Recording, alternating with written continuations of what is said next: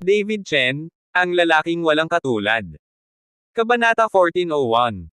Ngayon, si Duda, na ilang dekada nang nawawala, ay nakipag-away kay David. Napanood ko ng sarili kong mga mata ang pagpatay ni David kay Duda. Napakalupit ng pamamaraan. Kung aalis din si David sa pagkakataong ito, hindi kanya kalaban. Ipinahayag ni Long Jingguo ang kanyang pag-aalala. Nang marinig ito ni Long Xiao, naging solemn na ang kanyang ekspresyon. Hindi niya akalain na ang kapangyarihan ni David ay aabot sa ganoong katakot-takot na taas sa ganoong kaikling panahon. Pagkaraan ng ilang sandali, sinabi ni Long Xiao, "Tay, ang pagsubok na ito ay nasa ating Long family, kaya makontrol natin ang mga kalahok, magagawa natin ito."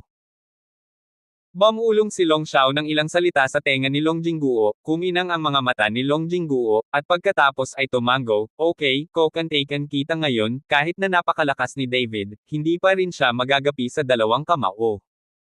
Pagkatapos magsalita, tumayo si Long Jingguo at mabilis na umalis.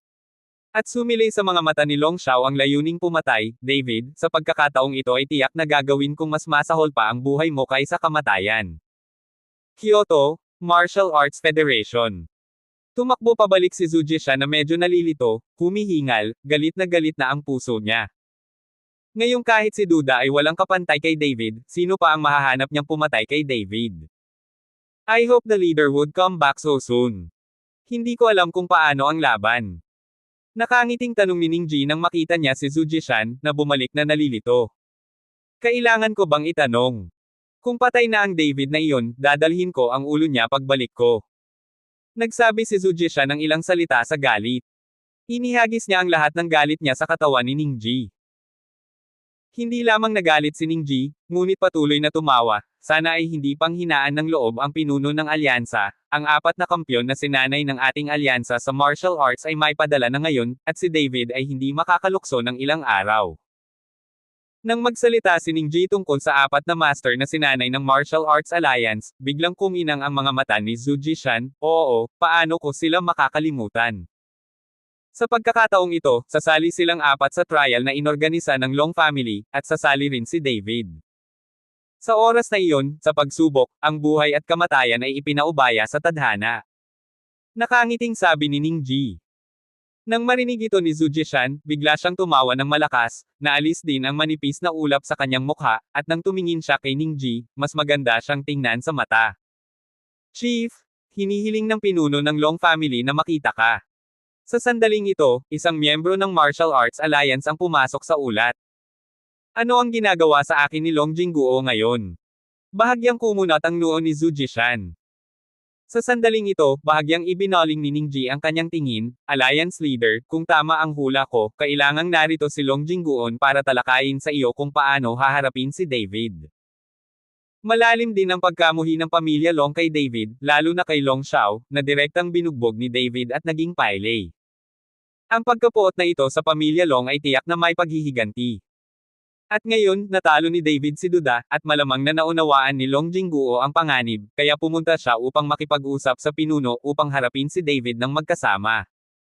Dapat kong sabihin na ang lalaking ito na si Ningji ay napaka-metikuloso at napakalalim ng kanyang tukana. Ilang tao ang nakakakita sa pamamagitan niya. Ang damdamin ng lalaking ito ay hindi mapaghihiwalay, at siya ang magiging karibal ni David sa hinaharap. Sa daan patungo sa libis ng masasama, mabilis na kumilos si David. Nais niyang makahanap ng isang ligtas na lugar upang pinuhin ang bagong buhay na kaluluwa sa lalong madaling panahon, at sa wakas ay nagpasya na pumunta sa Valley of the Wicked. Kung tutuusin, hindi nagtagumpay ang pagdadalisay sa Nascent Soul, apat na masasamang tao lang ang makakapagprotekta sa kanilang sarili. Pero kalalabas lang ni David sa hangganan ng Kyoto, biglang may hamarang sa kanyang harapan. Nang makita ang taong nakatayo sa kanyang harapan, biglang nawala ng magawa si David. "Captain Xing, bakit random? Pwede ba kitang makilala dito?" Humakbang si David at sinabi kay Xing Jun. "David, wala lahat, nandito ako naghihintay sa'yo." Mahinang sabi ni Xing Jun. "Hihintayin mo ba ako lalo na?"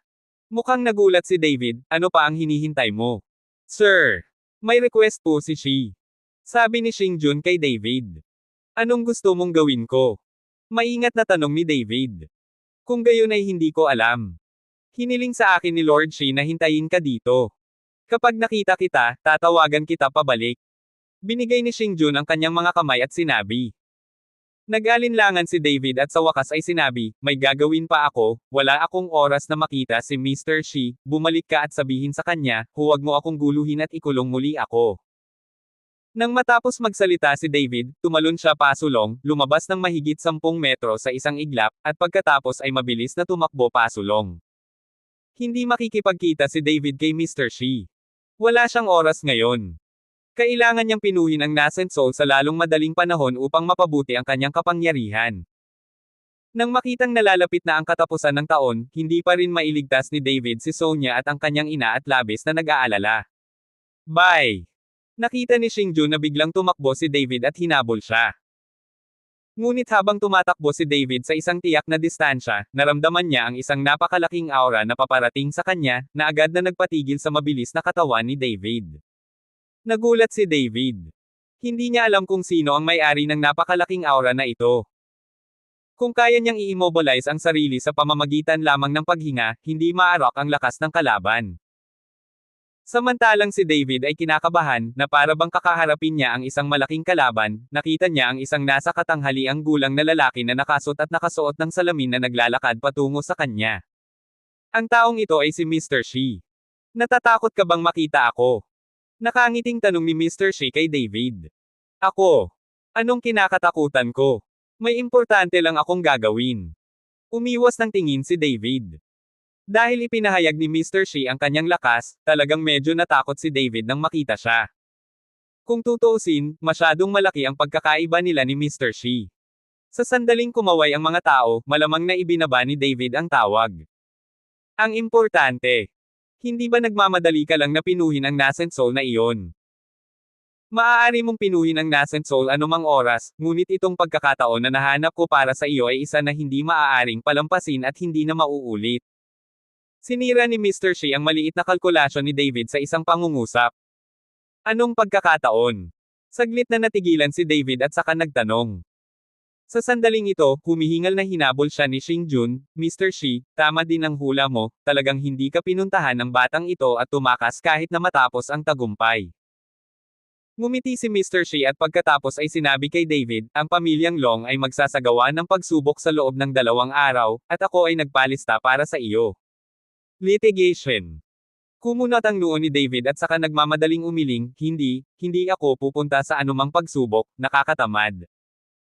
Hindi nais ni David na mag-aksaya ng oras sa anumang uri ng mga eksperimento, at ang pinakamahalagang bagay ay upang pinuhin ang nascent soul sa pinakamaikling posibleng panahon. Huwag kang magmadaling iwan ako, hindi mo ba gustong marinig kung nasaan ang pagsubok? Sabi ni Mr. Shi. Saan? Tanong ni David. Dragon Lock Island.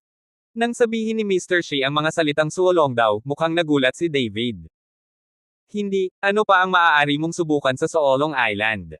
Ngayon ito ay naging isang regular na isla ng turista. Puno ng tanong ang mukha ni David. Kabanata 1402. Mayroon pa ring pagkasira sa isla ng Soolong. Sa pagkakataong ito, pinili ng pamilyang Long ang Soolong Island bilang lugar ng pagsubok. Isa itong once-in-a-lifetime event. Bihira lang na ayaw mong pumunta sa Soolong Island. Naaalala ko na mahalaga ka pa rin sa isla ng Soolong, tama ba? Bahagyang ngumiti si Mr. Shi. Natahimik si David dahil masyadong maraming gamit ang Soolong Island para kay David. Bilang karagdagan, si Xiaoro ay na-freeze sa Soolong Island, ngunit sinundan ni David si Ningji sa Soolong Island, at pagkatapos matanggap ang Yanlong Dragon Crystal, hinanap ni David si Xiaoro ngunit hindi ito mahanap. Nagbago ang tanawin sa buong isla, kaya hindi na mahanap ni David kung nasaan si Xiaoro, ngunit hindi ito nakakalimutan ni David, noon pa man ay gusto na niyang makahanap ng pagkakataon para iligtas si Xiaoro. Matapos manahimik ng mga ilang minuto, nagngangalit si David, okay, promise pupunta ako dito at susubukan. Sinamantala din ni David ang eksperimentong ito upang mahanap si Xiaoro sa isla upang makita kung mahahanap niya ito.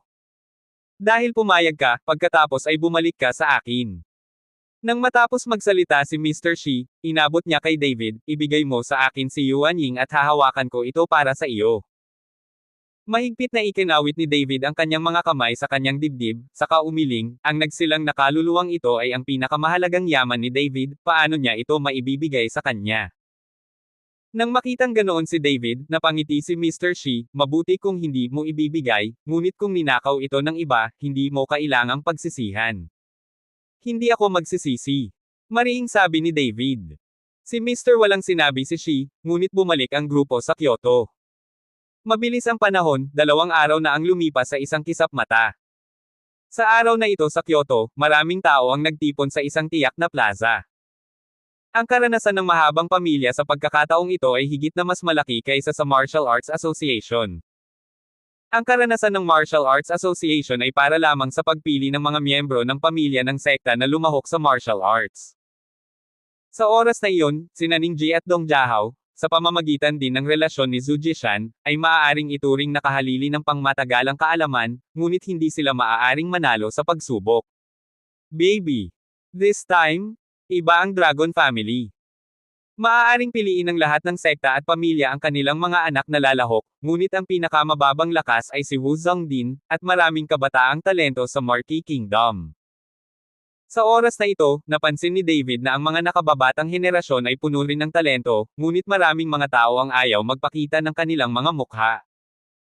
Tungkol naman sa libre at madaling listahan, lahat ng mga eksperto na maaaring ilagay doon ay mga taong gustong magpakilala. David. Nang titignan na sana ni David kung may mga kakilala siya, narinig niyang may tumatawag sa kanya. Kaya't nilinga ni David ang kanyang ulo at nakita ang 3 kaedad niya na naglalakad patungo sa kanya. Ang isa sa mga pinuno ay nasa Marquee realm na, at hindi nakatago ang aura sa kanyang katawan, kaya nalantad siya. Tiningnan ni David ang 3 tao at napagtanto niyang hindi sila magkakilala, kaya tinanong niya ang manager, kilala mo ba ako?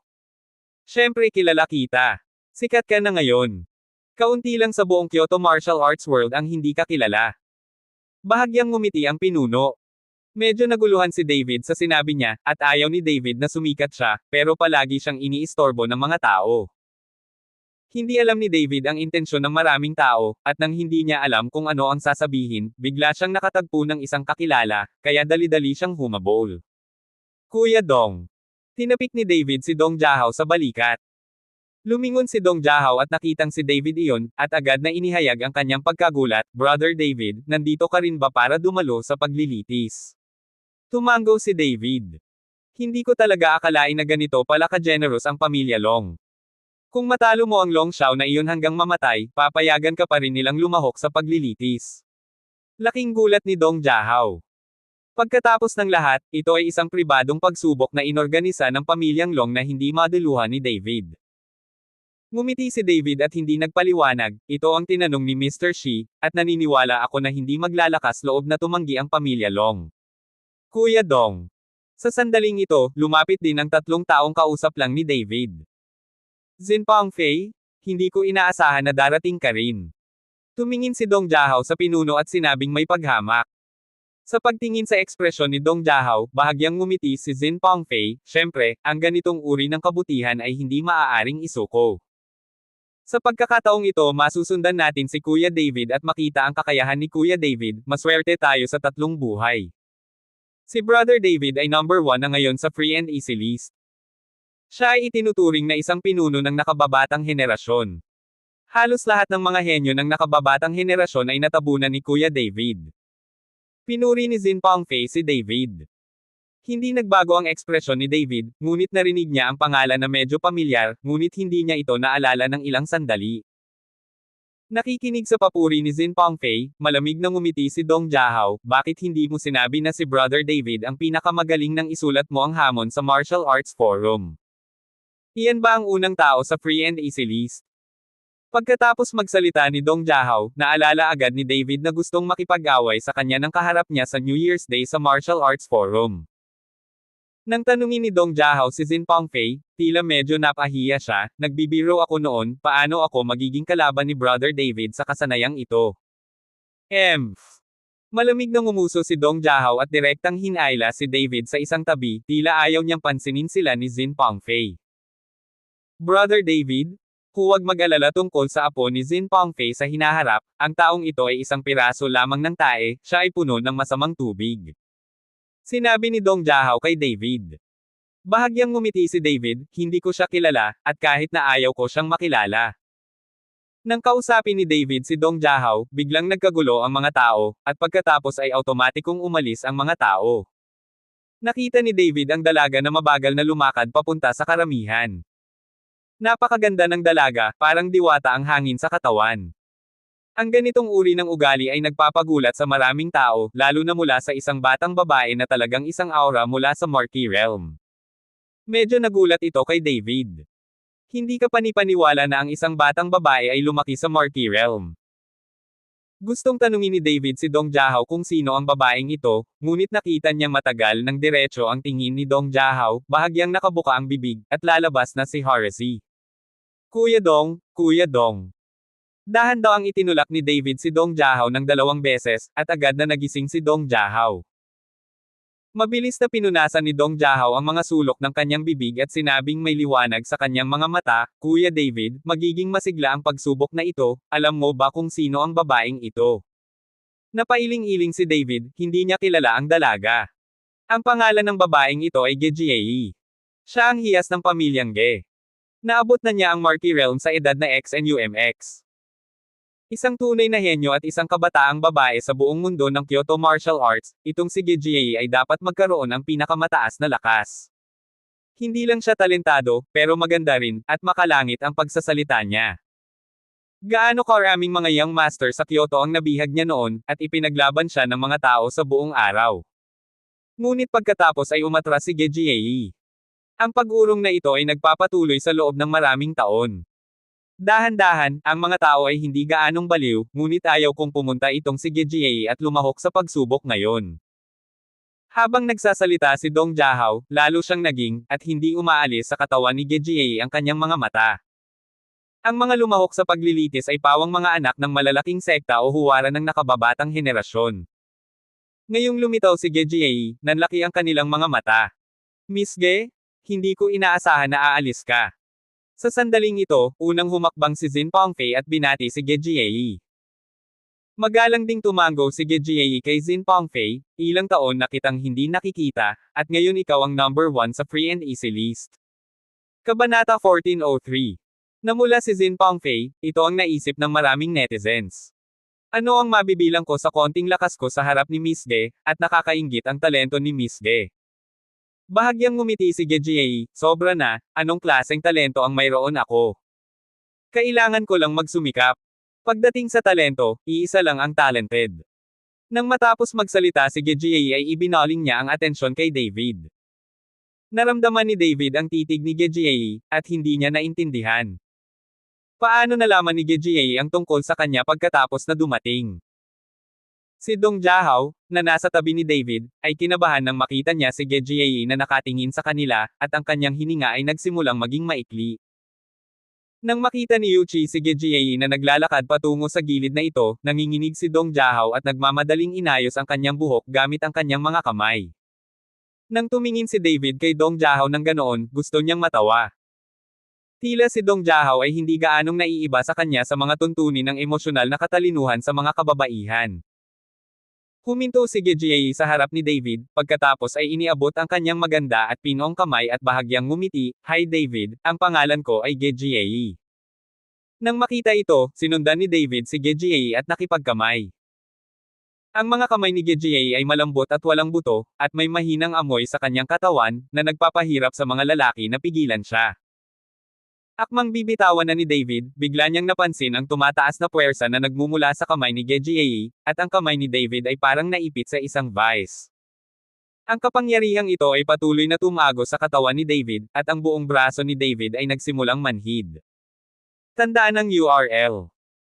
Isang mahinang ngiti ang ipinakita ni Ge Jiayi sa gilid ng kanyang bibig, at may kaunting provocation sa kanyang mga mata. Kalmado ang mukha ni David. Tiningnan niya si Ge Jiayi ng ganon, bigla siyang nag-smirk, tapos ang kapangyarihan ng dragon sa katawan niya ay agad na bumawi pabalik sa kapangyarihan ni Ge Jiayi. Ang ngiti sa mukha ni Ge Jiayi ay agad na nawala at napalitan ng matinding pagkabigla. Miss Ge? Hello. Nakita ni Dong Jahao na magka-holding hands at hindi bumibitaw sina David at Ge Jiayi, at nagseselos siya ng matagal, kaya iniunat niya ang kamay at sinabi kay Ge Jiayi. Sinamantala ni Gejie ang pagkakataon para bitawan ang kamay ni David. Pagkatingin kay David ay bahagyang ngumiti at nakipagkamay kay Dong Jahao. Pinisil ni Dong Jahao ang kamay ni Gejie, ngunit agad niya itong binitawan, ngunit ang haplos na ito ay natuwa kay Dong Jahao na halos mapatalon siya. Pambihira talaga ang lakas ni Mr. Chen, sana magkaroon ako ng panahon para makaranas ng dalawang trick. Tumingin si Gejie kay David at sinabing hindi sumasang-ayon. Kahit kailan. Sabi ni David na may diretsong mukha. Sa sandaling ito, agad na nakuha ni David ang atensyon ng maraming tao, at ang mga mata na ito ay napuno ng hindi maipaliwanag na puot at paninibugho. Sa gitna ng mga masamang tingin na ito ay isang batang lalaki na may bahagyang matambok na katawan at isang rosa sa kanyang kamay. Ang puot at pagpatay sa kanyang mga mata ang pinakamalakas. David, gusto kitang hamanin. Sa sandaling ito, isang medyo matabang bata ang sumugod at sinigawan si David. Napatingin si David sa lalaking nagmamadaling lumabas, hindi niya alam kung bakit biglang nabaliw ang lalaking ito. At nang makita ni Gejie ang batang sumugod ay agad na lumungkot ang mukha nito. Son Pong, isa ka bang baliw na aso? Nangangagat ka ng tao saan ka man pumunta. Galit na sinaway ni Gejie ang bata. Nang marinig ang gayong mga pagsaway, labis na nagulat si David. Hindi niya maintindihan kung gaano kalupit ang isang babaeng katulad ni Gejie. At sa harap ng napakaraming tao, siguradong mag-aalala itong si Son Pong kapag nainsulto siya. Ngunit sino ang nakakaalam, si Son Pong, sa halip na mag-alala, ay nagsabi kay Gejie sa mahinang boses, Jie, kailangan kong ikumpara itong si David at ipaalam sa iyo kung sino ang pinakamatalentado. Dude, hindi kita lubusang kilala, bakit ako makikipagkompetensya sa iyo? At saka, hindi ito lugar para sa kompetisyon. Pag-usapan natin ito kapag may oras ako. Ayaw lumaban ni David nitong si Son Pong, kaya nang matapos siyang magsalita, tumalikod siya at kinaladkad si Dong Jahao. Kapatid na David, itong si Son Pong ang unang dilaan ng aso ni Gejie. Sa palagay ko ay nagseselos ako pagkatapos kitang makitang nakipagkamay kay Gejie sa mahabang panahon. Tumingin si Dong Jahao kay David at ngumiti ng mapaglaro. Walang magawang ngumiti si David, dilaan mo ang aso, dilaan mo ang aso, dilaan mo ang aso hanggang sa wala na. Ngunit bago pa man bumagsak ang mga salita ni David, bigla siyang nakaramdam ng malakas na hangin na umihip sa likuran niya. Sinamantala ang kawalang interes ni David, ikinuyom ni Tuo Son Pong ang kanyang kamao at walang katapusang sinuntok si David na may dominanteng aura. Ang pagtingin sa post na ito ay parang sinusundan si David sa isang madugong labanan. Naging malamig ang ekspresyon ni David, at saka tumalikod upang maiwasan ang suntok. Pagtingin sa mga mamamatay tao na mata ni Son Pong, naging napakapangit din ang mukha ni David. Sinundan niya si Son Pong nang walang reklamo, ngunit talagang pinatay siya ng taong ito. Inisip niya talaga ang sarili niya bilang softie at gusto siyang sipin ng basta-basta. Hindi nagtagal, isang gintong liwanag ang kumislap sa katawan ni David, at ang kanyang mga kamao ay kumislap din ng gintong liwanag. Noong una, gustong hikayatin at hilahin ni Gejie ang Son Pong na iyon, ngunit nang makita niyang lilipat na si David, hindi gumalaw si Gejie. Gusto niyang makita kung ang tunay na kakayahan ni David ay kasing himala ng sinabi ng mga alamat. Lahat ng mga tao sa paligid ay nanunood ng kaguluhan at walang dumating upang pigilan ito. At hindi man lang alam ni Son Pong, sinaktan pa niya si David. Diretsyong binati siya ni David, walang bell at whistles, isang suntok lang ng walang awa. Boom! Nagkaroon ng malakas na kaguluhan, isang malaking pagbabago-bago ng enerhiya at isang bagzo ng hangin ang nagsimula. Kaagad pagkatapos noon, nakita kong lumipad palabas ang katawan ni Son Pong, kung hindi ay napakaraming tao sa paligid at napatigil si Son Pong. Sa kabilang banda, si David ay may malungkot na mukha at hindi kumikibo. Galit na tumayo si Son Pong, ngunit hindi na maitaas ang kanyang kanang kamay, at ngayon lang siya nabasag ng suntok ni David. Ngunit sa harap ni Gejie, hindi gustong magmukhang masyadong nahihiya si Son Pong. Boy, hindi maganda ang pakiramdam ko ngayon, tatandaan mo yan para sa akin, maya-maya, lilinisin kita. Itinuro ni Son Pong ang isang mabangis na tingin kay David, kung sasabihin mo sa akin na binubuli mo si Jie, papatayin kita. Pagkatapos magsalita, tumingin si Son Pong kay Gejie na nakangiti, Jie, kung itong si David ay maglakas loob na ay bully ka, sabihin mo sa akin, hahanap ako ng papatay sa kanya, may gagawin pa ako, mauna ka na. Sa sandaling ito, ang noo ni Sonpong ay natatakpan ng malamig na pawis, at ang sakit sa kanyang braso ay naging imposible para sa kanya na manatili ng matagal. Sakto nang tumalikod si Sonpong para umalis, pinigilan siya ni David. Barilin mo ako at umalis ka kung gusto mo. Malamig na sabi ni David. Ano? Anong gusto mong gawin sa akin? Lumingon si Sonpong kay David, nanliit ang kanyang mga mata. Kung hindi ako nilalay ng mga tao, hindi ako manginsulto sa iba. Kung may manginsulto sa akin, papatayin ko. Sa sandaling lumabas ang salitang, kill, ang mamamatay tao na aura ni David ay agad na napuno ng kanyang katawan, at ang temperatura sa buong parisukat ay agad ding bumaba.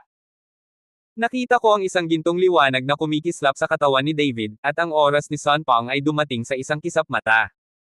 Wala nang oras si Sonpong na mag-react, at direktang sinuntok siya ni David sa dibdib. Boom! Si Sonpong ay marahas na tinamaan ng isang galit na puwersang espiritual, at ang katawan ni Sonpong ay lumipad palabas. Ang palad na ito ay nagpasuka kay Sonpong ng dugo sa hangin, sumisigaw sa sakit. Hindi nagtagal, ang katawan ni Sonpong ay bumagsak ng husto sa lupa, nabasag ang lahat ng mga bitek sa lupa. Mahigpit na sumunod ang katawan ni David sa likuran at muling bumagsak sa harap ni Sonpong. Si Sonpong ay nakahiga sa lupa na may napakapangit na mukha. Sa kabilang banda, tinapakan ni David ang ulo ni Sonpong, ang kanyang mukha ay napakalamig. Naramdaman ni Sonpong ang layunin ng pagpatay kay David, at nagsimulang matakot ang kanyang puso. Tulad ng paghingi niya ng awa nang makita niya si Gejie na papalapit, ang vanity ni Sonpong ay agad na nagpatiga sa kanya. David, patayin mo ako kung may kakayahan ka o hintayin mo akong tumayo at patayin ka. Ang ekspresyon ni Sonpong ay napakabangis, ngunit sa katunayan, siya ay takot na mamatay. Kabanata 1404. Gayunpaman, ayaw niyang maliitin siya ni Gejie. Bahagyang ipinikit ni David ang kanyang mga mata, pagkatapos ay yumuko at binuhat si Sonpong. Gising ka na, pwede mo na akong patayin. Mahinang sabi ni David. Sa sobrang galit ni Sonpong sa kanyang puso ay nagkunwari lamang siyang nahuhumaling, ngunit talagang napatayo siya ni David. Ngunit dumating sa puntong ito, ang pagpilit na ito ay mapipilitin lamang. Itinaas ni Sonpong ang kanyang kaliwang kamay at ibinaba ang itaas na pagbabawal kay David. Hinawakan ni David ang palso ni Sonpong at gumamit ng magaan na puwersa para mabali ang kaliwang braso ni Sonpong. Tapos sinuntok ni David si Sonpong sa mukha. Agad na namamaga ang mukha ni Sonpong at ilang beses na lumipad ang kanyang mga ngipin. Namula ang mukha ni Sonpong at umungal siya, David, you fucking. Ang hirap. Bago pa matapos magsalita si Sonpong, binatukan na naman siya ni David. Kaagad pagkatapos noon, nagkaroon ng tunog ng mga suntok, at si Sonpong ay parang patay na aso na binugbog ni David. Ang eksenang ito ay nagpanganga ng maraming tao. Ang pananatili sa akin bilang mga hakbang sa daan para dilaan mo ang aso ay ang pinakamasamang pagpipilian sa iyong buhay. Pumunta ka sa H3L. Pagkatapos magsalita ni David, marahas niyang hinampes ng palad ang ulo ni Sonpong. Nang makita ito, biglang iwinagayway ni Gejie sa gilid ang kanyang kamay, isang bagzo ng enerhiya ang tumama at agad na hinarang ang palad ni David. Bumitaw si David, at si Sonpong ay nahiga sa lupa na parang patay na aso. Ngunit may excitement sa kanyang mga mata nang makita niyang iniligtas siya ni Gejie. Nasa puso niya siguro ang iligtas siya. Ngayon, naramdaman ni Sonpong na masyadong sulit ang pagpalo sa kanya. Tinuruan mo na siyang maging ganito, bakit mo papatayin? Sabi ni Gejie kay David. Ngayon lang niya ako binaril at gumamit ng ultimate move. Kung hindi ako makaiwas, mamamatay ako. Bakit hindi mo itigil? Now jump out and be a good guy. Don't you think that's fun? Ganun pa rin ang sinasabi ko, kung hindi ako nilalay ng mga tao, hindi ako nang insulto sa iba. Kung may manginsulto sa akin, papatayin ko sila. Wala akong reklamo sa kanya, ngunit pinatay niya ako, kaya nararapat siyang mamatay. Kung pipigilan mo ako, wala akong balak na patayin ka ng magkasama. Malamig ang mukha ni David, at patuloy na lumaki ang hangarin sa pagpatay sa kanyang katawan. Ikaw. Hindi inaasahan ni Gejie na kakausapin siya ni David ng ganito, at namula ang mukha niya sa galit. Nagulat din ang iba. Hindi nila akalain na maglakas loob si David na magsalita kay Gejie ng ganito. Biglang sumipa si David kay Sonpong. Ang ulo ni Sonpong ay pinalayas na parang pakwan sa isang iglap, at hindi man lang siya nagkaroon ng oras para humingi ng tulong. Sa pagtingin sa kalunos-lunos na pagkamatay ni Sun Pang, ang mukha ni Gejie ay hindi masabi na pangit. Nang makita ito ng ibang tao, nakaramdam din sila ng lamig sa kanilang mga puso. Maraming tao ang gustong kumilos laban kay David, at lahat sila ay binawi ito sa oras na ito. Hindi inakala ni Sun Pang na siya ay magiging isang asong dumidila sa kanyang sarili, at sa kalaunan ay mawawalan siya ng buhay. Sino ang napakatapang na manggulo at pumatay ng mga tao sa seremonya ng paglilitis na inorganisa ng aking Long family? Sa sandaling ito, may malamig na tunog sa di-kalayuan, at pagkatapos ay nakita ko ang isang figure, malayo at malapit, dahan-daang bumabagsak mula sa hangin. Ang tao dito ay walang iba kundi si Long Xiao, ang pinakamatandang young master ng Long family. Nang dumating si Long Xiao, dumating din si Long Jingguo kasama ang mga elite ng pamilyang Long. Nang makita ang pamilyang Long na dumarating, lahat ay tumakbo palabas, at pagkatapos ay gusto nilang lahat na makita kung paano pinangangasiwaan ng pamilyang Long ang bagay na ito. Pagkatapos ng lahat, kinasusuklaman nina Long Xiao at David ang isa't isa, at kung hindi, mag-aaway sila sa lugar. Tumingin si Long Xiao kay Sun Pang na namatay ng malungkot, pagkatapos ay tumingin kay David ng malungkot, David, tahasan kang pumatay sa seremonya ng paglilitis na inorganisa ng aking Long family, at hindi mo sineseryoso ang Long family ko, kahit na sinusuportahan ka ni Mr. Shi, at hindi ka maaaring pumatay ng mga tao nang walang pinipili.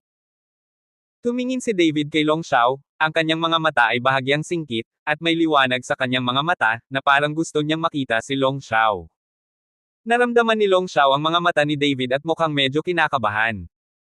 Hindi ako makakapatay kung papayagan akong patayin ng iba. Malamig na tiningnan ni David si Long Xiao, napatay ko ang taong ito, ano ang gusto mo? Hindi inaasahan ni Long Xiao na magsasalita si David ng mayabang na parang kumain ng pulbere. Lumitaw ang galit sa mukha ni Long Xiao, at isang nakakatakot na aura ang nagsimulang tumaas mula sa kanyang katawan. Sa sandaling ito, lumapit si Long Jingguo at tinapik si Long Xiao sa balikat, na agad na sinakol ang katawan ni Long Xiao.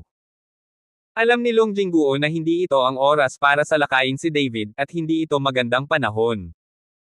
Sinulyapan lang ni Long Jingguo si David at saka dahan-daang naglakad papunta sa mataas na platform. Lahat, sa taong ito ang araw na magdaraos ng pagsubok ang ating pamilyang dragon. Ito ang unang pagkakataon na nagsagawa ng paglilitis ang ating pamilyang dragon. Isa ka ring dragon at phoenix. Para ipahayag ang sinseridad ng ating dragon family sa lahat ng kalahok, bibigyan kita ng espesyal na inihanda na gas collecting pills.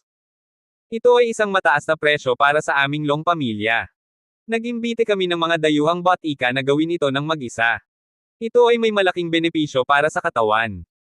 Pagkatapos magsalita ni Long Jingguo, agad na lumabas ang Long family na may dalang isang plato ng Chi Gathering Pills at pagkatapos ay sinimulang ibigay ito sa lahat. Lahat ay nagpakita ng pananabik, at walang pag-aalinlangan, kinuha nila ang Chi Gathering Pill at nilamon ito. Maraming tao ang nagpapasalamat sa Long family. Nang turn na nina David at Dong Jiahao, kinuha ni Dong Jiahao ang Chi Gathering Pill at gustong lunukan ito, ngunit pinigilan siya ni David. Nakita kong ininom ni David ang Chi Gathering Pill at hinihimas ng bahagya, saka dinurog ng mahina at dinilaan gamit ang dulo ng kanyang dila. Agad namang sumimangot si David at medyo napangit ang mukha. Nang makita ito, nagmamadaling bumulong si Dong Jiahao, Brother David, may problema ba itong Chi Gathering Pill? May musk sa gas gathering pill na ito. Alam ko ang gas gathering pill refining process. This musk is not a medicine for gas gathering pill refining at all. Bagaman hindi ko pa rin alam kung ano ang pinsalang maidudulot ng Chi Gathering Pill na ito sa mga tao, tiyak na may mali dito, mas mabuting mag-ingat tayo. Malumanay na sabi ni David kay Dong Jiahao. Damn, napakatapang ng pamilyang Long. Napakaraming anak at kapatid mula sa mga aristokratikong sekta dito. Naglakas loob siyang mag-imbento ng isang questionableng tableta ng gamot.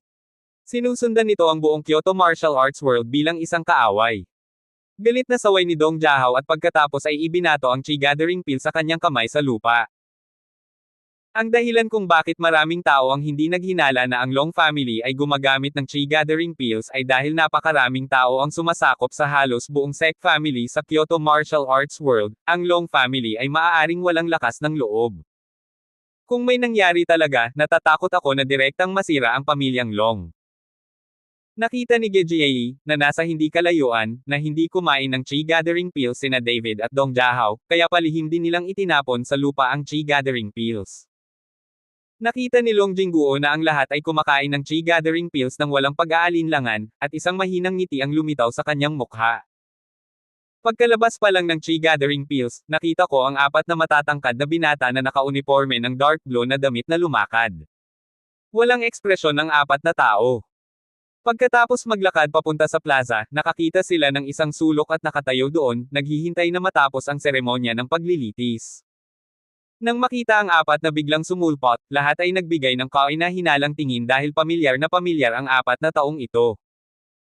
Tila hindi siya miyembro ng isang maharlikang pamilya sa Kyoto Martial Arts World, ngunit kung makakasama siya sa paglilitis, hindi siya pinigilan ng pamilya Long, at hindi madali para sa iba na magtanong. Gayunpaman, sa sandaling ito, bahagyang ipinikit ni David ang kanyang mga mata at tinitigan ang apat na kararating lang. Kuya David, kilala mo ba itong apat na tao? Tanong ni Dong Jahao kay David. Umiling si David, kumunat ang noo, at sinabing, hindi ko sila kilala, ngunit ang hininga ng apat na taong ito ay nagpaparamdam sa akin na pamilyar. Nag-isip ng mabuti si David, bagamat napakagaan ng pamilyar na aura, ramdam pa rin ni David. Kabanata 1405. Kaninong hininga ang nagpaparamdam sa iyo ng ganito? Napatingin si Dong Jahao kay David na nalilito. Dahil hindi kilala ni David ang apat na tao sa harapan niya, paano niya naramdaman ang pamilyar na pakiramdam tungkol sa apat na taong ito? Biglang bumukas ang bahagyang duling ng mga mata ni David, at bumungad sa kanyang mga mata ang walang kapantay na liwanag ni Senador Han. Sonya, ang hininga ni Sonya. Sa wakas ay naalala ni David na ang aura na ito ay kay Sonya. Bagamat napakahina, ramdam pa rin ni David. Ngunit paano maaaninag ang hininga ni Sonya sa apat na lalaking ito? Ito ba? Agad na sumabog ang katawan ni David na may napakalaking layuning pumatay. Kung layaw lang si Sonya ng apat na lalaki sa kanyang harapan, ang apat na taong ito ay may hininga ni Sonya, at maipaliwanag nila ito. Naramdaman ni Dong Jahao na nasa tabi niya ang biglaang balak na pagpatay ni David at direkta siyang nabigla. Maging si Gejiayi na nasa hindi kalayuan ay hindi napigil ang lumingon kay David. Ngunit hindi nagtagal ay nawala ang layunin ng pagpatay ni David. Ang pag-iisip na ngayon lang ay halos mawala ng malay kay David, ngunit ngayon na naiisip ko ito, wala talagang posibilidad. Si Sonya ang pinakamahusay na mapagkukunan ng Martial Arts Alliance, kaya hindi papayagan ng Martial Arts Alliance si Sonya na magdulot ng ganitong pinsala. Pwede ba? Muling sumimangot si David, mayroon kayang dugong Sonya itong apat na tao. Ngayong alam na ng Martial Arts Alliance ang bloodline ni Sonya, makakatulong ito sa cultivation at mabilis na mapabuti ang cultivation ng mga mandirigma. Marahil ang apat na taong ito ay naigal-inang ng linya ng dugo ni Sonya, kaya mayroon silang hininga ni Sonya. Ito ay dapat. Lumingon si David sa direksyon ng Martial Arts Alliance, mahirap itago ang nakamamatay na aura sa kanyang mga mata. Ngayon dapat gamitin ng Martial Arts Alliance ang dugo ni Sonya para ipagpatuloy ang breeding champions. Sa pag-iisip nito, hindi komportable si David. Pag-alit. Nagnganga ang mga ngipin ni David at mahigpit na ikinuyom ang kanyang mga kamao. Kuya David, anong nangyari sa'yo? Naguguluhang tanong ni Dong Jahao. Mabuti naman. Umiling si David. Si Long Jingguo, na kasalukuyang nasa entablado, ay nagsimulang ipakilala ang mga pag-iingat para sa pagsubok na ito. Siyempre, kailangang pirmahan ang sertipiko ng buhay at kamatayan. Ang buhay at kamatayan ng courtroom ay walang kinalaman sa Long family, at ang Long family ay hindi kailangang managot para dito. Pagkatapos ng paliwanag ay umalis na ang lahat. Sumakay muna sila ng eroplano papuntang Nanhua City at pagkatapos ay barko papuntang Soolong Island. Sa isang marangyang silid sa isang cruise ship, ang isang kamay na si Zhu Jishan ay tahimik na humigop ng tsaa. Hindi nagtagal, itinulak ang pinto sa silid, at pumasok si Long Xiao at sinundan ang apat na kabataang sinusubok ng Martial Arts Alliance. Tumangala si Zhu Jishan at pagkatapos ay mahinang sinabi, Young Master Long, maupo ka. Umupo si Long Xiao sa harap ni Zhu Jishan at tinanong si Zhu Jishan, leader ng Zhou Alliance, kailan natin sasalakayin si David? Hindi nagmamadali, umalis ako ngayon lang, maghintay hanggang Soolong Island, hindi pa huli para patayin ito David. Humalaklak si Zhujian, napakarami sa atin, kahit na may mahusay na kakayahan si David, hinding-hindi niya gugustuhing umalis ng buhay sa pagkakataong ito. Nang makita ito, napigilan lamang ni Long Xiao ang pagnanais na patayin si David at hintayin ang isla ng Soolong. Ang isang cruise ship ay naglalayag sa dagat, dahil ang barko ay may iba't ibang espasyo, kaya hindi lahat ay nababato. Sinundan ni David si Dong Jiahao sa parehong silid. Dahil ayaw makipag-ugnayan sa mga young master sa Kyoto, nakahiga si David sa kwarto. Si Dong Jiahao ay nanatili kay David at hindi tumakbo. Pagsapit ng gabi, biglang bumagal ang mabilis na paglayag ng cruise ship at pagkatapos ay umuuga ng 2 beses. Kaagad pagkatapos nito, isang malakas na pakiramdam ng pang-aapi ang tumama sa lahat ng tao sa bangka sa sorpresa. Anong nangyari? Biglang tumayo si David. Agad ding umupo si Dong Jiahao at dumungaw sa bintana, ngunit walang iba kundi tubig sa walang katapusang dagat. Wala bang pirata? Tanong ni Dong Jiahao. Umiling si David, walang ganoon kalakas na aura ang mga pirata. Pagkatapos magsalita, lumabas si David ng silid at naglakad patungo sa deck, kasama si Dong Jiahao na nagmamadaling sumunod sa likod. Maya-maya, nakita nila sa deck na dumating ang 2 taong ito na puno na ito ng mga tao, at lahat sila ay nakatingin sa dagat sa harap nila. Tumingin-tingin si David sa paligid at napansin niyang may puting alon na patuloy na gumugulong sa tahimik na dagat. Malinaw na may malaking halimaw sa ilalim ng napakalaking alon na ito. Habang pinapanood ng lahat ang eksenang ito, may natuwa at may natakot. Pagkatapos ng lahat, kung ang isang malaking halimaw ay maaaring patayin, ang beast pill ay napakahalaga, at ito ay isang magandang mapagkukunan para sa pagsasaka. Ang kakayahang makaligtas sa ganoong laki ay nagpapatunay din na napakalakas ng halimaw. Kung hindi mo kayang patayin ang halimaw na ito, baka mailibing ka sa tiyan ng halimaw.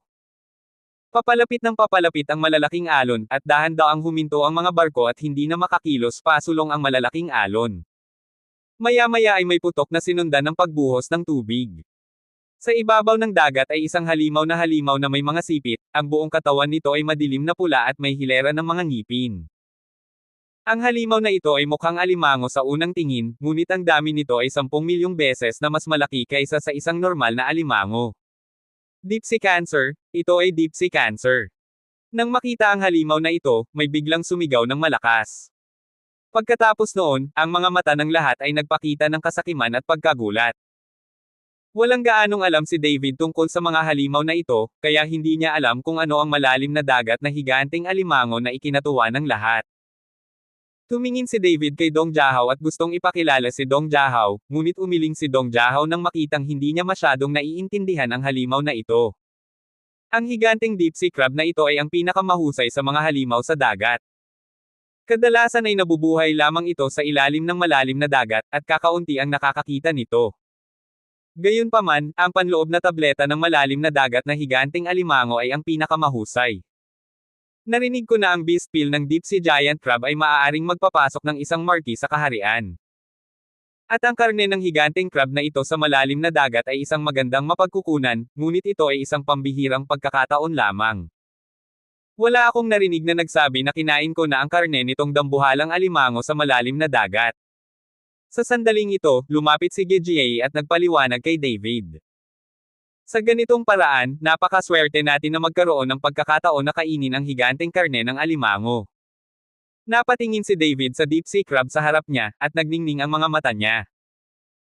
Sinulyapan ni Gejie si David, huwag kang mag-isip ng maganda, ang divine sea giant crab na ito ay napakalakas, at imposibleng maglakbay ng hindi nakakakita ng ganoong kalaking cruise ship, at ang katawan ng higanteng crab na ito ay napakatigas, lalo na ang kabibi.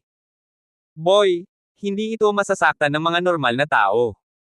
Agad na binuhusan ni Gejie si David ng isang palanggana ng malamig na tubig, na naging sanhi ng pagkagambala ni David sa kanyang mga iniisip. Hindi lang kilala ni Gejie si David. Ang kanyang panghihikayat ay maaari lamang gawing mas sabik si David na gawin ito.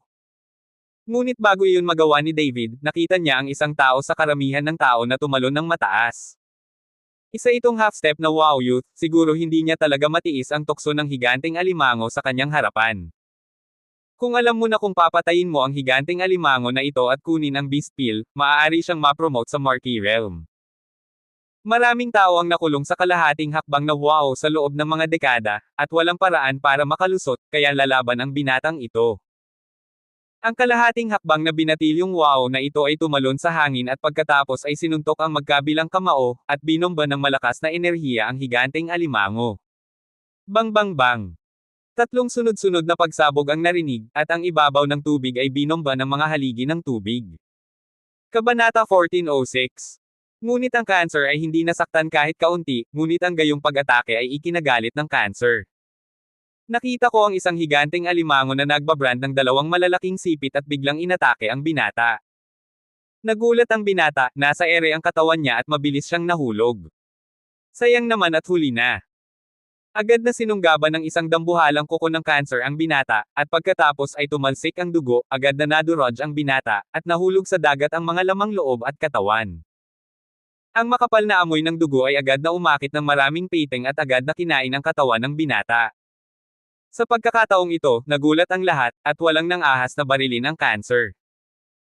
Ngunit ang inis na cancer ay tila hindi huminto, na nag-aantok ng dalawang malalaking sipit at sumulpot sa karamihan, malalaking alon na bumaha sa kubyerta at nabasa ang mga damit ng lahat. Maraming tao ang natakot, at napaatras sila sa takot. Bagamat ang mga taong ito ay ang nakababatang henerasyon ng mga makapangyarihang pamilya ng iba't ibang sekta, wala silang kapangyarihan sa harap ng kanser at kinailangan nilang tumakbo para sa kanilang buhay. Nang makita ito, nakita ni Gejie na itinaas niya ang kanyang kanang kamay at pagkatapos ay nagliyab na pasulong, at biglang sumabog ang isang mabagyong alon sa ibabaw ng dagat, at 10-10 metro ang taas ng mga alon ay bumagsak patungo sa higanteng alimango. Ang mga alon ay tumama sa alimango, na nagpabagal sa pag-atake ng kanser, ngunit hindi nito nalutas ang krisis, at hindi nagtagal ay sinalakay ng kanser ang barko. Nang makita ito, babarilan na sana ni David, ngunit nakita niya ang isang itim na anino na tumaas sa hangin, na sinundan ng isang mahabang espada sa kanyang kamay, na nagsimula sa kanyang debo. Ang taong ito ay si Long Xiao, at ang mahabang espada sa kamay ni Long Xiao ay umiindayog ng isang malaking liwanag ng espada, na parang ang liwanag ng espada ay bumabagsak mula sa langit, dumiretso sa higanteng alimango. Saksakin! Agad na nahati si Janmang sa dagat at saka tinamaan ang higanteng alimango. Napakatigas ng shell ng alimango. Ang espada ni Long Xiao ay nagdulot lamang ng sakit ng damdamin ng conquer crab, ngunit hindi pinatay ang conquer crab. Ang sakit ay agad na nagpabaliw sa cancer, at ang katawan ay umindayog sa tubig. Ang malaking impact ay naging sanhi ng pag-alog ng cruise ship, na para bang ito ay malapit ng tumaob. Sumimangot si Tol Xiao, at pagkatapos ay lumipad palabas ang ilang sword beam, tinamaan ang crab tree ng mga ilaw ng apoy, hindi man lang nagawang putulin ang matigas na shell ng cancer crab. Ang cancer ay nagalit at ang malaking pincer ay tumama kay Long Xiao. Nang makita ito ni Long Xiao, mabilis siyang umatras at hindi nang ahas na humakbang pasulong. Nang makitang sasakay na si Cancer sa cruise ship, bumaba si David at dumiretso sa labas patungo sa Cancer. Ang katawan ni David ay parang bola ng kanya na dumiretso sa Cancer at saka huminto ng maayos sa likod ni Crab. Sa pagkakataong ito, pinilipit ng Cancer ang kanyang katawan, at hindi na umakyat patungo sa cruise ship. Ang buong katawan ni David ay nagningning ng gininto ang liwanag, at ang kanyang kamao ay natatakpan din ng gininto ang liwanag, at pagkatapos ay binasag niya ang likod na shell ng cancer ng isang suntok. Talagang nagkaroon ng maliit na bitek sa baw ng likod ng cancer sa ilalim ng suntok ni David. Pilit na pinilipit ng cancer ang katawan nito, sinusubukang ibagsak si David, at pagkatapos ay inatake ng dalawang malalaking sipit si David. Ang pag-atake ng cancer ay napakabilis. Kahit nagtago si David sa likod ng cancer, hindi pa rin siya nakaligtas sa pag-atake ng dalawang malalaking sipit ng cancer. Nang makita ito, nakalundag lamang si David, at pagkatapos ay tumapak siya sa ibabaw ng tubig at lumakad sa tubig. Nakita ng cancer si David na tumalon mula sa kanyang katawan at pagkatapos ay hinampis ng kanyang paa si David. Boom! Malahas na tumama sa tubig ang malalaking sipit, na naging sanhi ng malalaking alon na tumama sa barko sa isang iglap. Ang barko ay yumanig, at lahat ng nasa bangka ay tumingin sa paligid, gustong makita kung ano ang kalagayan ni David. Ngunit naroon pa rin ang anino ni David sa ibabaw ng dagat. Itong si David ay hindi madaling mamatay, hindi ba? Napakalakas ng cancer na ito na kahit si David, ang pinakamahusay na binata, ay madaling nabugbog hanggang mamatay. Hindi ko inasahan na ang isang taong kilala bilang isang mapagmataas na anak ng langit ay mamamatay ng ganito kalungkot. Nagsalita ang lahat sa mahinang boses, ngunit bahagyang nanliit ang mga mata ni Long Xiao, hindi lang nakatingin sa dagat. Hindi siya naniniwala na si David ay nabaril hanggang mamatay ng ganoon kadali. Maya-maya, biglang umalangaw-ngaw ang tubig. Kaagad pagkatapos noon, isang gintong liwanag ang bumangon mula sa tubig, at nakita ko ang isang gintong liwanag na nagmumula sa katawan ni David. Ang mga gintong kaliskis ay sumasakop sa kanyang buong katawan, tulad ng isang natuyo na gintong dragon. Maingat na tinitigan ni David ang cancer na nasa harapan niya, at nakahinga ng maluwag si Dong Jiahao nang makita niyang hindi pa patay si David. Medyo nakakagulat, gumaan ang loob ni Long Xiao nang makitang hindi pinatay ng cancer si David. Ayaw niyang mapatay ng cancer si David. Gusto niyang patayin si David gamit ang sarili niyang mga kamay. Nakita ng cancer si David na umakyat sa langit at pagkatapos ay tinapik ito ng malalaking sipit. Dumating ang malalaking crab claw sa harap ni David. Galit na sigaw ni David, isang gintong liwanag ang biglang lumitaw sa kanyang katawan, hindi siya umatras, bagkus ay pinakilos niya ang kapangyarihan ng dragon sa kanyang katawan, at pagkatapos ay pinalo ito ng suntok. Nang makitang naglakas loob si David na sundan ang cancer, nagulat ang lahat. Sa silid sa sandaling ito, si Zhu Jishan ay nakatitig sa dagat mula sa bintana. Talagang hindi alam ng batang ito kung mabubuhay o mamamatay. Dapat alam mo na ang mga katawan ng mga halimaw na ito ay napakatigas, ngunit hindi sila katugma sa kanyang hindi masisirang gininto ang katawan. Malamig na ngumiti si Zhu Jishan. Boom! Sa isang malakas na putok, hinampes ni David ang mga sipit ng higanteng alimango, na nagpadala ng walang katapusang mga epekto na kumalat sa buong paligid. Sa ibabaw ng tubig, isang malalim na hukay ang dumiretso mula sa malaking epekto, at ang tubig dagat ay natangay sa buong paligid. Ang katawan ni David ay nagmula sa isang gintong liwanag, at ang kanyang mga kamao ay malapit na sumunod sa mga higanteng sipit ng halimaw. Ang katawan ni David ay tila hindi gaanong mahalaga sa ilalim ng napakalaking kuko ng cancer. Ang cancer ay nagpakita ng mga ngipin nito, at si David ay biglang itinulak pababa ng malalaking sipit. Boom! Si David, na nasa himpapawid, ay diretsyong binaril sa tubig ng naglalakihang kuko ng higanteng alimango. Sa pagkakataong ito, tumalsik ang haligi ng tubig sa taas na 10-10 metro. Nang makita ang eksenang ito, alam ng lahat na natatakot si David na sa pagkakataong ito ay mas mapalad ito. Gayunpaman, ang katapangan ni David ay hinangaan ng lahat ng nang-ahas na sumunod sa gayong halimaw. Kuya David. Pinagmasdan ni Dong Jiahao si David na binaril sa tubig, ang kanyang mga mata ay naging eskarlata, kinuha niya ang kanyang sandata at naghanda na sumulong upang patayin ang halimaw. Ngunit bago magsimula si Dong Jiahao, may nakita siyang gininto ang liwanag sa ilalim ng tubig, at ang higanteng alimango na lumulutang sa tubig ay biglang tila hinailan ng kung ano, at agad na lamusong ang katawan niya sa tubig. Sa ibabaw ng tubig, makikita ng lahat na may kumikislap na gintong liwanag mula sa ibaba na parang nakikipaglaban pa rin si David sa higanteng alimango. Hindi nagtagal ay natapos ang labanan sa ilalim ng tubig at unti-unting huminahon ang tubig. Si David at Sopa ay nawala na lamang, at walang mga bangkay na lumulutang sa paligid.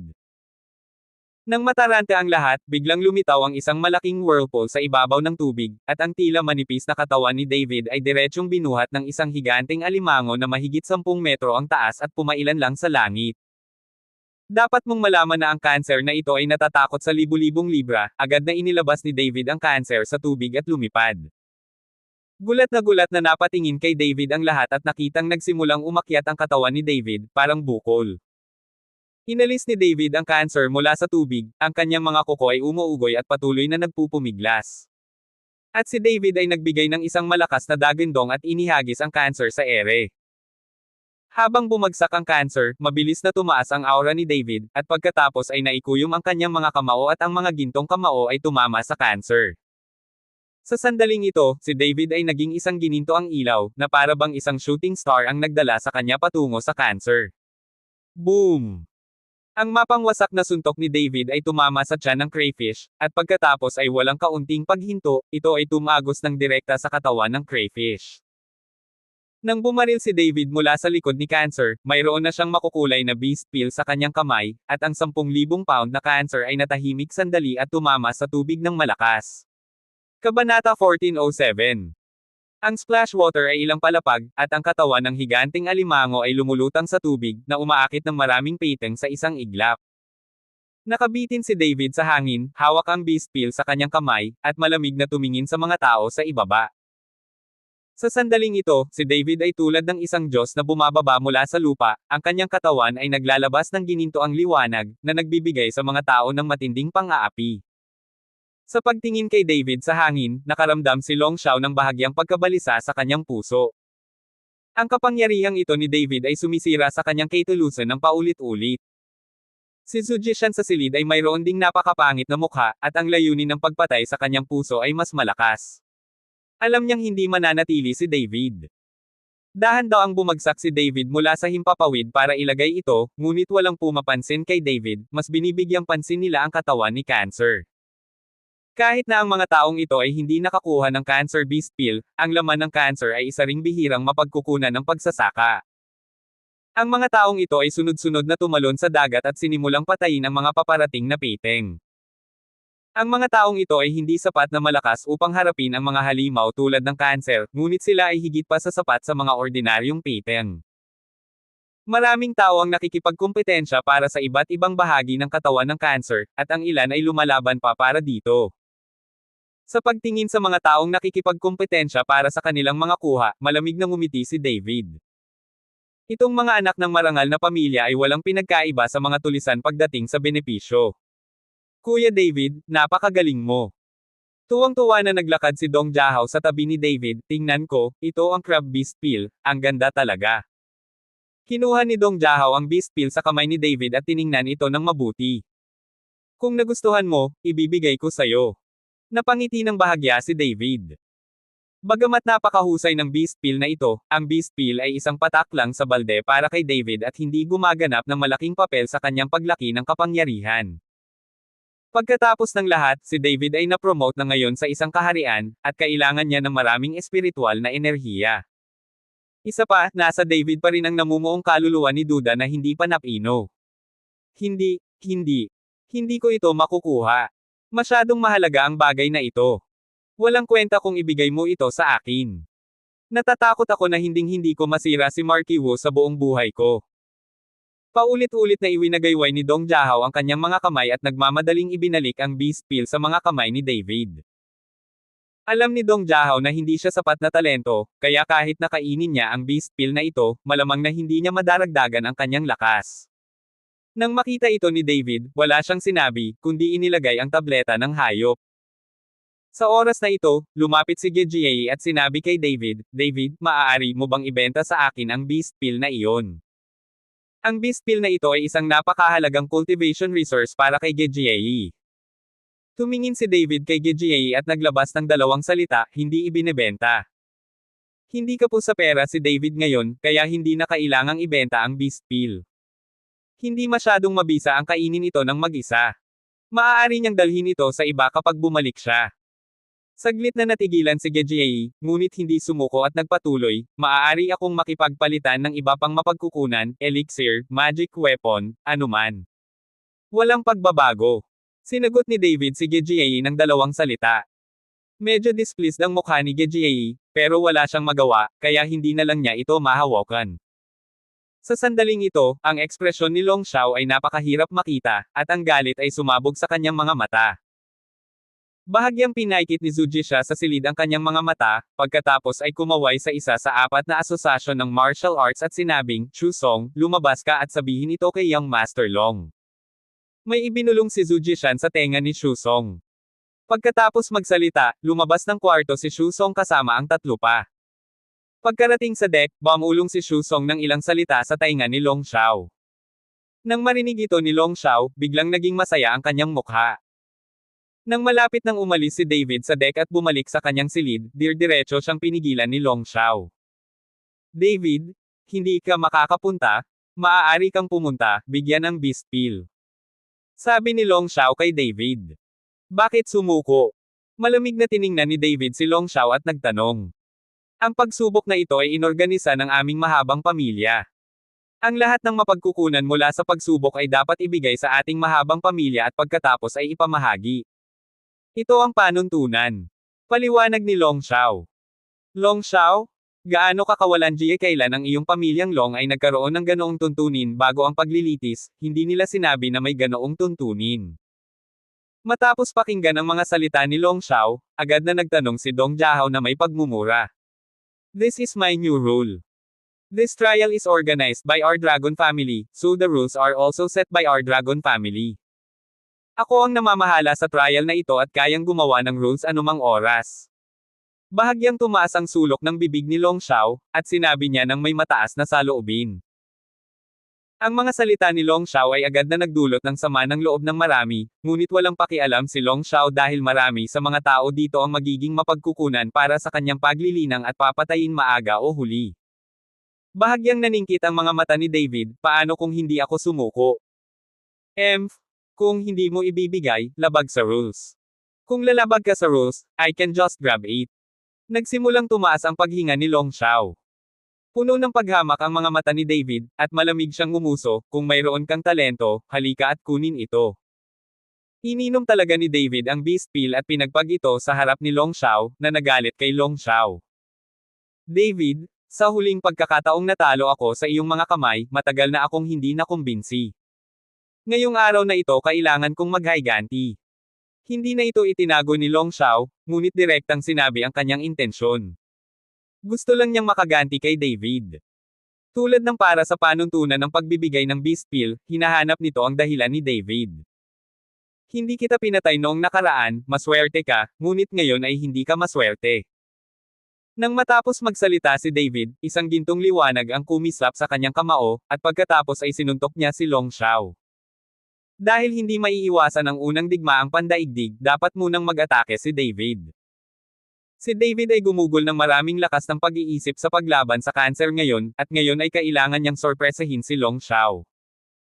Hindi inaasahan ni Long Xiao na biglang kikilos si David, ang isa sa kanila ay hindi nakaiwas sa oras, at sinaktan siya ni David ng malakas sa dibdib, at agad na lumipad palabas ang kanyang katawan. Kung hindi nahuli ni Xu Song at ng iba pa si Long Xiao, malamang na nahulog na sa dagat ang katawan ni Long Xiao. Galit na tiningnan ni Long Xiao si David, ang mahinang sakit sa kanyang dibdib ay naging sanhi ng labis na kakilakilabot na hitsura ni Long Xiao. Ano? Umungol si Long Xiao, mabilis na dumausdas ang kanyang mga kamay sa kanyang harapan at patuloy na tumigas ang itim na enerhiya. Sa sandaling ito, walang masyadong pakialam si Long Xiao, at ngayon ay gusto niyang patayin si David. Ang katawan ni David ay kumikinang na may gintong liwanag, at pagkatapos ay bumagsak siya sa isang suntok. Boom! Nagsalpukan ng dalawang kamao, at ang malaking pagbabago-bago ng enerhiya ay naging sanhi ng marahas na pagyanig ng buong bangka. This time, nabigla ang lahat. Kung gusto talaga ng dalawang wow na mag-away sa barko, siguradong hindi ito kakayanin ng barko. Ikinaway ni Gejie ang kanyang manggas, at agad na bumaril ang dalawang puting kabayo, na naghiwalay kay David at Long Xiao. Pwede kayong mag-away, pero hindi nyo pwedeng gawing biro ang buhay namin.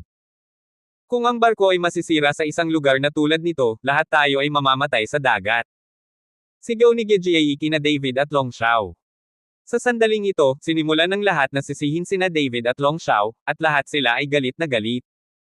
Ayaw nilang mailibing sa dagat. Ngunit nahihirapan na si David kay Long Xiao, paano siya madaling umalis. David, mayroon ka bang lakas ng loob na mag-empake ng enerhiya at makipaglaban ng may purong puwersa? Tinitigan ni Long Xiao si David at nagtanong. What dare you not? Malamig na singgal ni David. Hanggat hindi nila ginagamit ang kanilang mga kapangyarihan, ang dalawa sa kanila ay umaasa lamang sa lakas ng pag-ikli ng kalamnan, at hindi sila magkakaroon ng ganoong epekto, at hindi nila ilalagay sa panganib ang kaligtasan ng barko. Kabanata 1408. Nang makita ang pangako ni David, binawi ni Long Xiao ang itim na enerhiya, at ang gintong liwanag mula sa katawan ni David ay dahan-daang nawala. Banal na kamao ng liwanag. Gumawa ng preemptive strike si David at dinurog ito sa isang suntok. Ang banal na kamao ng liwanag ay maaaring gamitin ng perpekto ng walang espiritual na kapangyarihan. Noong panahong iyon sa Demon Suppression Tower, umasa si David sa dalisay na kapangyarihan upang gamitin ang banal na kamao ng liwanag upang puwersahang buksan ang tarangkahan ng Demon Suppression Tower. Nang makita si David na nagmamadali, si Long Xiao ay hindi kumibo o kumibo, isang ngiti ang lumitaw sa gilid ng kanyang bibig. Fully charged battery fully charged. Unplug charger. Off. Hindi nagtagal, sinuntok ni David ang katawan ni Long Xiao, at lumitaw ang isang kakaibang eksena. Ang matangkad na katawan ni Xiao, na dapat ay walang katulad na matigas, ay malambot na parang putik. Sinuntok ito ni David, at ang kapangyarihan ay agad na naabsorb at naglaho, dahilan para halos madapas si David at matamaan ang katawan ni Long Xiao. Isang malaking depresyon ang lumitaw sa katawan ni Long Xiao, na bumabalot sa kamao ni David, at pagkatapos ay ang lakas ng suntok ay tumama, na naging dahilan upang umatras si David ng ilang hakbang, habang ang katawan ni Long Xiao ay unti-unting nakabawi. Malamig na ngumiti si Long Xiao, hahaha, napakalakas mo kaya hindi mo ako masasaktan. Bahagyang kumunat ang noo ni David, tinitigan si Long Xiao, tila nagbago na ang buong katawan ni Long Xiao, internal organ man o buto, hindi na ito matigas. Mukhang ang kaluluwang naninirahan sa iyong katawan ay isang may kakayahang kapwa. Pinaikit ni David ang kanyang mga mata at malamig na sinabi. Na may ngiti sa mukha ni Long Xiao, hindi niya ito itinanggi o inamin, ngunit ang mga sulok ng kanyang bibig ay pumulupot, at pagkatapos ay sinampal niya si David. Bagamat hindi gumamit si David ng hindi masisira na gininto ang katawan, ang kanyang kasalukuyang katawan ay na-forge na ng husto. Ang pag-asa sa lakas lamang, imposibleng saktan ang iyong sarili. Kaya hindi umiwas si David, ngunit hinayaan siyang tamaan siya ni Long Xiao. Boom! Ang suntok na ito ay tumama kay David ng isang malakas na kalabog nang hindi nagdulot ng anumang pinsala. Para kay David, ang ganoong uri ng kapangyarihan ay walang pagkakaiba sa pagitan ng kilati at kilati. Gayunpaman, pagkatapos tamaan si David, si Long Xiao ay agad na umatras ng ilang hakbang, na nakangiti pa rin sa kanyang mukha. Habang nag-iisip si David kung ano ang ginagawa nitong si Long Xiao, isang masa ng kapangyarihan ang biglang sumabog sa kanyang katawan, na sinundan ng isang malaking suntok na nagpalipad kay David sa isang iglap. Hahaha, my power is designed to deal with someone like you who is physically tyrannical. Kahit pakiramdam mo ay walang kapangyarihan ang suntok na ito, ang kapangyarihan ay tumagos na sa balat at pumasok sa katawan. Sa pagkakataong ito, makikita ko kung ano ang magagawa mo para labanan ako. Sumunod na isuko ang beast pill at maaari kong hayaan kang mabuhay ng kaunti pa. Tumawa ng malakas si Long Xiao, sa sandaling ito ay puno siya ng kumpiyansa. Hanggat binibigyan ni David ng tableta ang hayop, hindi niya papatayin si David. Pagdating niya sa isla ng Soolong, pinahirapan niyang mabuti si David at hindi niya hinayaang mamatay si David na masaya. Tumayo si David, malamig na tumingin kay Long Xiao, at pagkatapos ay biglang sumugod. Suntok ng suntok, tumangay siya kay Long Xiao na parang ulan. Ang bawat suntok sa katawan ni Long Xiao ay nagpabago sa katawan ni Long Xiao, ngunit ito ay malapit ng gumaling. Parang putik ang bawat suntok ni David. Hindi lamang nawala ang kanyang lakas, ngunit ang kanyang katawan ay nakatanggap din ng pagkabigla. Sa maikling panahon, naghagis si David ng 100 suntok, at sa sandaling ito, natatakpan ng butil ng pawis ang noo ni David. Hahaha! Sa pagtingin kay David ng ganoon, tumawa ng malakas si Long Xiao at pagkatapos ay biglang sinampal si David. Lumipad palabas ang katawan ni David at mabigat na lumapag sa kubyerta. David, ngayon ay ipapatikim ko sa iyo ang pang-aabuso. Pagkatapos magsalita ni Long Xiao, bigla siyang humakbang patungo kay David. Gamulong si David, pagkatapos ay biglang tumayo at sinundan si Long Xiao. Hindi kita mabibigyan ng beast pill na ito. Nang matapos magsalita si David, nilunok niya ang beast pill sa tiyan niya. Hindi alintana kung ang beast pill na ito ay may epekto sa paglilinang ni David, hinding-hindi ito ibibigay ni David kay Long Xiao. Matapos makitang nilunok ni David ang beast pill, naging napakapangit ng mukha ni Long Xiao. Master Long, dahil nilunok ni David ang beast pill, kalimutan mo na. At saka, hindi ko tinatanggap ang mga patakarang ginawa mo ng pribado. Sa sandaling ito, si Gejie ay gumawa ng 2 hakbang pasulong, tumingin kay Long Xiao at sinabi. Oo, ano ang iyong mga patakaran? Kahit na ang paglilitis ay inayos ng iyong pinalawak na pamilya, hindi mo kami maaaring pretuhin na parang mga tanga. Tama, lahat dapat ibigay sa Long family mo para ipamahagi, ano na ba tayo? Kami ang naging malaking kita ng iyong mahabang pamilya. Kung hindi ka pupunta, kung hindi mo kaya, bumalik ka at magkaroon ng pagsubok. Napakaraming gagawin. Dahil kay Gejie, marami rin ang nagpahayag ng kanilang sama ng loob. Sa orihinal, ang pagsubok ay para sa sinumang nakakuha ng mga mapagkukunan o kayamanan, at ito ay kanya. Kung magsalita si Long Xiao, lahat sila ay kabilang sa pamilyang Long at pagkatapos ay ibinahagi ito. Sino ang magbibigay ng kanilang buhay sa panahon ng pagsubok? Nang makita ang excitement ng mga tao, nagbago ang mukha ni Long Xiao, at sa wakas ay ipinikit niya ang kanyang mga mata at malamig na tumingin kay David. David, teka, ang Soolong Island ang libingan mo. Pagkatapos magsalita ni Long Xiao, umalis siya, at sinundan ni David si Dong Jiahao pabalik sa silid. Kuya David, tingnan mo ito. Ang pagsubok na ito, natatakot kang napakadelikado. Mataimtim na sabi ni Dong Jiahao. Ayos lang, napag-isipan ko na. Bahagyang ngumiti si David, matagal na niyang alam na makakasama niya si Long Xiao, ngunit hindi natakot si David. Tungkol sa masamang kapangyarihan ni Long Xiao, si David ay mayroon ding countermeasure, ngunit sa ngayon sa deck, siya ay mukhang sadyang napahiya. Gusto lang niyang hayaan si Long Xiao na ipahinga ang kanyang bantay at pagkatapos ay bigyan siya ng isang nakamamatay na suntok. Hindi nag-aalala si David kay Long Xiao, nag-aalala siya sa apat na lalaki na lumabas sa Martial Arts Alliance. Kung ang mga taong ito ay magsanib puwersa kay Long Xiao, si David ay magiging napakahirap pakitunguhan. Pagkatapos ng isa pang araw ng paglalayag, sa wakas ay dumaong ang barko sa isla ng Soolong. Madilim sa puntong ito. Noong panahong iyon, ang isla ng Soolong ay malago at puno ng buhay. Bagamat taglamig ngayon, ang kapaligiran sa isla ng Soolong ay parang tagsibol sa buong taon. Hindi nakakagulat na ang lugar na ito ay naging isang lugar ng turista, ngunit sa kasalukuyan ay walang turista sa isla, dapat itong nasa ilalim ng kontrol ng pamilya Long ng maaga. Pagdating niya sa isla ng Soolong, hindi makapaniwalang emosyonal si David. Pangatlong beses na niya ito sa isla. At dapat nasa isla pa rin si Xiaoro ngayon, pero hindi alam ni David kung nasaan si Xiaoro. Sa pagsubok na ito, hindi binalak ni David na kumuha ng mga mapagkukunan. Pangunahing gusto niyang hanapin si Xiaoro at tingnan kung maaagaw niya si Xiaoro. Sinubukan ni David na buntong hininga ang banal na kamalayan na unti-unting kumakalat sa kailaliman ng isla ng Soolong. Habang patuloy na kumakalat ang kamalayan, hindi maiwasang kumunat ang mga kilay ni David. Natagpuan niya na ang isang makapal na aura ay tumaas mula sa lupa sa isla ng Soolong, at ang lugar kung saan lumitaw ang aura ay napakalawak. Maaaring ang Soolong Island ay mayroon pa ring mga guho sa ilalim ng lupa. Medyo nabigla si David. Pagkatapos ng lahat, ito ang unang pagkakataon na nakita ni David ang gayong napakalaking espiritual na enerhiya. Ang problema ay matapos maghintay sa unang 2 beses, hindi napagtanto ni David na mayroon pang espiritual na enerhiya sa ilalim ng lupa ng Soolong Island. Posible rin na may relasyon ang Ice Dragon at Yanlong noong panahong iyon, kaya napunta ang mga mata ng mga tao sa 2 dragon na ito. Kuya David, anong problema? Nakita ni Dong Jiahao na bahagyang kumunat ang mga kilay ni David, kaya nagtanong siya. Oh, okay na ang lahat. Nawala ng malay si David at bahagyang ngumiti. Hindi nagtagal, sunod-sunod na bumaba ang mga tao sa bangka. Mayroong halos 100 mga tao doon, lahat ayon sa kanilang sariling mga social circle, nagtipon sa mga grupo ng 3 o 5 upang makipag-chat.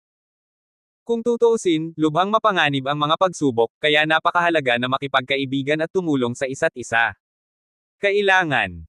Sa moment ni David, si Dong Jiahao lang ang nakatayo sa tabi niya, mukhang lonely ang dalawa na hindi sila magkasya. Kabanata 1409. Habang nag-uusap ang lahat, may isang taong sakay ng cruise ship na dahan-daang lumabas. Ang taong ito ay may isang kamay lamang, at ang kabilang kamay ay walang laman. Nang makita ang taong ito na biglang sumulpot, ang lahat ay tumigil sa pag-uusap at tumingin sa kanya ng may pagtataka. Ang taong ito ay isang bundok ng pagpapala. Ngayong nasa Soolong Island na siya, hindi na kailangang magtago ni Zhu Jishan. Kahit alam ni David ang tungkol dito, hindi siya makakatakas. Ang Soolong Island ay malayo sa loob at napapaligiran ng dagat, kaya hindi ka makakatakas ng walang bangka. Naningkit ang mga mata ni David, at nang makita niyang lumitaw si Zhu Jishan, kinabahan ang puso ni David. Damn, bakit nakasakay din itong si Zhu Jishan? Hindi ba siya nandito para subukan? Hindi naiwasang magulat si Dong Jiahao nang makitang lumitaw si Zhu Jishan. Dapat pumunta siya para patayin ako. Bahagyang ikinuyom ni David ang kanyang mga kamao at handang harapin ang mga emerhensya anumang oras. Ngayong nagtago na rin si Zhu Jishan, alam ni David na sa pagkakataong ito ay magiging buhay at kamatayan ang labanan. Tandaan ang URL. Kasama ang 4 na miyembro ng Martial Arts Association at Long Shao, maaaring hindi sigurado si David na mananalo, at ngayon kay Zhu Jishan, wala nang pagkakataong manalo si David. Nang mabalitaan ni Dong Jiahao na narito si Zhu Jishan para patayin si David, hindi niya napigil ang mapangiti, at sinabing, "Kuya David, huwag kang mag-alala, gusto ka talaga nilang patayin, sabay tayo. Kung gusto mo talagang gawin saglit, huwag mo na lang gawin, kung hindi, mawawalan ka lang ng buhay sa wala." Hinikayat ni David si Dong Jiahao. Ang kapangyarihan ni Dong Jiahao ay hindi makakatulong kay David, kahit na gawin niya, siya ay mamamatay sa walang kabuluhan. May iba pang gustong sabihin si Dong Jiahao, ngunit sa sandaling ito, si Zhu Jishan ay lumapit na kay David na may ngiti sa kanyang mukha. "David, nagkita tayong muli, inaamin ko na napakalakas mo, ngunit ngayon hindi ka na lumakad sa labas ng Soolong Island na buhay. Ang iyong kagalang-galang na pinuno ng Martial Arts Association, ngunit palihim kang sumunod sa bangka para lamang magdala ng mga taong pumatay sa akin, hindi ka ba natatakot na pagtawanan? Ito ang mundo ng martial arts ng kabisera. Narito ang mga anak at kapatid ng iba't ibang sekta at pamilya. Iyan ba ang ginagawa mo sa pinuno ng isang martial arts league?" Nagkunwaring kalmado si David at tinanong si Zhu Jishan. Gustong pasiglahin ni David si Zhu Jishan, baka hindi gawin ni Zhu Jishan sa sarili niya dito dahil sa mukha niya. Hanggat hindi nagtutulungan si Zhu Jishan at ang iba pa, tatalunan silang lahat ni David. "Hahaha David, wag kang gumamit ng agresibong taktika sa akin, walang silbi basta mapapatay kita, sayang ang mukha basta makita kitang patay, ako yung leader ng alliance member. Maaaring itigil ang paggawa nito." Tumawa ng malakas si Zhu Jishan at saka tinitigan ng masama si David. "Kung oo, huwag kang magsalita ng kalokohan, let's do it." Nagsimulang kumikislap ang katawan ni David sa gintong liwanag. Nagsimula ring bumilis ang paghinga ni Zhu Jishan, at pagkatapos ay malamig niyang tiningnan ang lahat. "Wala akong kinalaman sa inyo dito, ito ang aking personal na hinaing kay David, kung sino man sa inyo ang manggahas na tulungan siya, kung gayon ito ay laban sa akin Arts Association, walang gustong lumabas ng buhay sa Dragon Lock Island." Natatakot si Zhu Jishan na may biglang tumalon at tumulong kay David. Ito ang pinakamagandang pagkakataon. Hindi maaaring hayaan ni Zhu Jishan na sirain ng sino man ang okusyong ito. Ang lahat ay inilikas patungo sa malayo. Ang mga taong ito ay walang intersection kay David. Siyempre, hindi nila sasaktan si Zhu Jishan para kay David. Sa islang ito na napapalibutan ng dagat, si Zhu Jishan ay may kapangyarihan ng buhay at kamatayan, at walang makakatakas. Noong una ay gustong magsalita ni Gejiei, ngunit nang makitang binanggit ni Zhu Jishan na patay na siya, dahan-dahan lang siyang umatras. Nakatayo lang si Dong Jiahao sa tabi ni David nang hindi gumagalaw. "Dong Jiahao, gusto mo na bang mamatay?" Nang makitang hindi kumikibo si Dong Jiahao, sinabi ni Zhu Jishan na may intensyong pumatay sa kanyang mga mata. "Zhu Jishan, kung maglakas loob kang patayin ako, ang aking ama ay tiyak na. Anong klaseng kalokohan ang pamilya Dong mo ngayon, kung papatayin kita, ang tatay mo ay nangangahas pa ring guluhin ang Martial Arts Alliance, huwag mong masyadong isipin ang pamilya Dong mo." Nang hindi na hinintay na matapos ni Dong Jiahao ang pagsasalita, pinabalik ni Zhu Jishan si Dong Jiahao. May gustong sabihin si Dong Jiahao, ngunit ikinaway ni David ang kanyang kamay at pinutol siya. "Brother Dong, tumayo ka, kahit anong gawin ko, huwag kang kumilos, kung hindi ay sayangin mo ang iyong buhay." Napatingin si Dong Jiahao sa matigas na mukha ni David, at sa wakas ay hindi niya maiwasang mapabuntong hininga at umatras. Nang makitang umaatres ang lahat, itinaas ni Zhu Jishan ang kanyang bibig. "David, masasabi ko sa iyo ang totoo, itong 4 na kampyon ng Martial Arts Federation natin ay pinakain ng dugo ng iyong kasintahan, tama ba?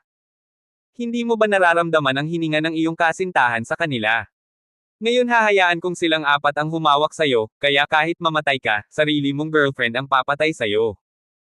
Sa hinaharap, gagamitin ng Martial Arts League natin ang dugo ng girlfriend mo para mag-breed ng mas maraming champion. At ang girlfriend mo lang ang pwede. Nakakulong sa piitan sa buong buhay niya." Napuno ng ngiti ang mukha ni Zhu Jishan, at nagsalita siya ng mahina kaya silang dalawa lang ang nakakarinig sa kanya. Nanlamig ang mukha ni David, at agad na sumabog ang isang mamamatay tao na aura. "Papatayin kita." Hindi na kinaya ni David, sobrang pula ng mga mata niya. Isang kamao ang humampas kay Zhu Jishan, si Zhu Jishan ay nagmamadaling itinaas ang kanyang kamay para harangin, ngunit ilang hakbang pa rin ang paatras mula sa suntok ni David. Ngayon kayong lahat ay mamamatay. Nakakatakot ang mukha ni David, at ang hininga sa kanyang katawan ay sumabog sa sukdulan. Si Zujishan ay hindi natakot, ngunit tumuro ng nakangiti, hahaha, nagmamadali ako, gusto kitang makitang ganito. Humakbang si David ng isang hakbang, at ang nakakatakot na hininga sa kanyang katawan ay dumudurog patungo kay Zujishan.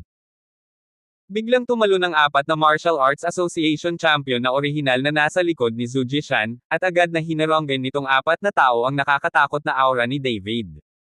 David, bastos ka sa manager, damat.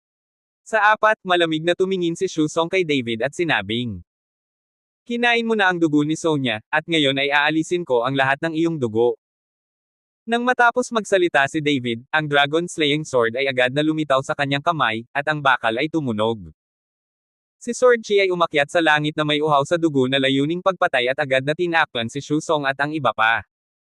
Agad silang bumuo ng battle formation, handang makipaglaban kay David. Ngunit ito ay, lumakad si Long Xiao. Sana ang pinuno ng alyansa, ang pumatay kay David, ay ipaubaya ito sa akin. Hindi ko kasama ang langit kay David, kaya't papatayin ko siya ng sarili kong mga kamay. Sabi ni Long Xiao kay Zujishan. Sa sandaling ito, lubos na kumpiyansa si Long Xiao dahil natalo si David at hindi na nagawang lumaban habang nasa bangka, kaya ngayon ay plano ni Long Xiao na patayin si David ng mag-isa. Napatingin si Zujishan kay Long Xiao, Master Long, sigurado ka bang papatayin mo itong si David? Hahaha, syempre sigurado ako.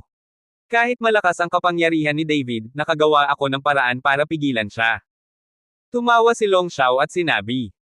Tumango si Zujishan, kahit na sobrang tiwala niyang Master Long, hayaan mo munang gawin mo ito. Itong si David ay isa ng pagong sa urn, at hindi na siya makatakas. Kapag natalo ka sa David na iyon, kikilos ako. Nang matapos magsalita si Zujishan, ikinaway niya ang kanyang kamay, at si Shusong at ang iba pa ay sumunod kay Zujishan pabalik. Bahagyang naningkit ang mga mata ni David, at hinawakan niya ng mahigpit sa kanyang kamay ang Dragon Slaying Sword. Tila sadyang bigo siyang talunin itong si Long Xiao sa barko, ngunit talagang gumana ito. David, ngayon ay magagawa na namin ang lahat ng aming makakaya, ngunit sana ay makalaban mo sandali. Kung papatayin kita ng masyadong maaga, madidismaya ako. Nang matapos magsalita si Long Xiao, nakita niya ang biglaang pagkaway sa kanyang palad, na sinundan ng itim na aura na pumapalibot sa kanyang katawan. Kabanata 14:10. Ang hininga na ito ay agad na naging isang matalim na gilid na dumiretso kay David. Hindi nang ahas na tumayo si David, itinaas niya ang Dragon Slaying Sword at hinampas ito ng walang awa na espada. Ang Sword Chi ay patayo at paalang, at biglang nagkaroon ng tunog ng paghampas ng hangin. Napakalakas ng espada ni David at wala siyang pag-aalinlangan tungkol dito. Gusto niyang patayin ang Long Xiao na iyon sa isang galaw. Sa ganitong paraan, magkakaroon sila ng isang mas kaunting katulong kapag nakikitungo kay Zujishan. Ang mabangis na enerhiya ng espada ay agad na bumangga sa itim na aura ni Long Xiao. Ngunit nang walang kahit katiting na tunog, ang itim na aura na nagmumula kay Long Xiao ay agad na nag-transform sa isang malambot na anyo, at binalot pa niya ang mabangis na sword energy ni David dito, kaagad na hinihigop ang kapangyarihan ng sword energy sa isang suntok. Kumunat ang noo ni David. Ang kanyang espada ay kayang tumago sa anumang bagay. Kahit na may napakalaking hininga, maaari itong mabasag sa isang iglap, ngunit sa harap ng hininga ni Long Xiao, ang malakas na laslas na ito ay walang epekto. Boom! Sakto namang pagkunot ng noo ni David ay agad na tumigas ang itim na aura at saka malakas na tumama sa dibdib ni David. Lumipad pa atras ang katawan ni David. Haha, David, ito ang tinatawag kong lampasan ng tigas na may lambot. Kahit harapin mo ako ng mabangis mong lakas, hindi mo magagamit. Buong pagmamalaki si Long Xiao. Sinabayan ng mapagmataas na tawa ni Long Xiao, ang dahan-daang tumataas na itim na ambon sa likod ni Long Xiao ay nagbagong anyo. Napaatras ang katawan ni Long Xiao, agad na tinakpan ng itim na anino ang kanyang buong katawan. Habang nawala ang itim na ambon, ang buong katawan ni Long Xiao ay kasalukuyang nababalot ng itim na damit, at ang aura sa kanyang katawan ay naging lubhang nakakatakot. Gia. David, kukumbulan kita? Iinuman ang iyong dugo, at kukunin ang lahat ng iyong kapangyarihan para sa aking sarili. Ang pagtawa ni Long Xiao ay naging makamulto at nakakatakot, na naging sanhi ng pagkataranta ng mga tao. Lahat ay tumingin kay Long Xiao na may pagtataka, hindi alam kung ano ang iisipin, ngunit sa sandaling ito, walang nang ahas na tulungan si David. Ang isang kapangyarihan ay sumisira sa lahat ng mga pamamaraan, sa tingin mo ba ay mapipigilan ako ng iyong diskarte sa pagkababae? Bahagyang naningkit ang mga mata ni David, at ang kapangyarihan ng dragon ay sumunod sa meridian ni David sa katawan ng nakapatay na espada ng dragon. Ang liwanag mula sa Dragon Slaying Sword ay patuloy na kumikislap, at isang dagandong ng dragon ang maririnig na umalangaw-ngaw sa buong Dragon Lock Island. Tila narinig ng buong isla ng Soolong ang tawag ni Longyin at nagsimulang manginig. Dapat mong malaman na ang Divine Dragon Power ni David ay nagmula sa Soolong Island na ito, kaya nang pumutok ang Divine Dragon Power, ang Soolong Island ay tumugon din. Sumimangot si Long Xiao at pagkatapos ay itinaas ang kanyang kamay, ang itim na aura ay muling lumapot at tumangay kay David. Itinaas ni David ang Dragon Slaying Sword sa pagkakataong ito, at biglang, mula sa lahat ng direksyon ng Soolong Island, hindi mabilang na mga punto ng liwanag ang nagkupo patungo sa Dragon Slaying Sword na nasa kamay ni David.